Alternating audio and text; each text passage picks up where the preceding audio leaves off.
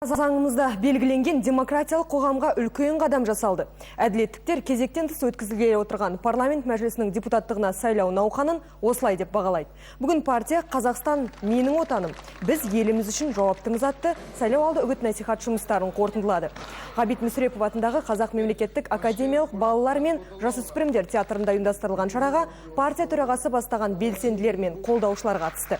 Әділеттіктер өздерінің сайлау алды тұғырнамаларын жұртшылыққа тағы бір рет таныстырып, 2 күннен соң белгілі болар сын сағатында дауыс саны емес, әділетті көксеген көптің сенімімен жеңіске жететіндіктеріне күмән келтірмейді.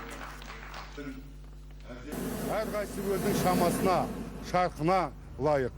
Әрқайсы барлық күшін салып, осы халықты саяси белсенділікке көтеруде үлкен жұмыс жасайды деп ойлаймын. Біздің партияда соны жасайды деп ойлаймын. Сондықтан да мен елімізді осы бір демократиялық қоғамға тағы да бір үлкен қадам жасап отырғандығымызды дүние жүзіне біз тағы да дәлелдеп жатырмыз деп айтқым келеді.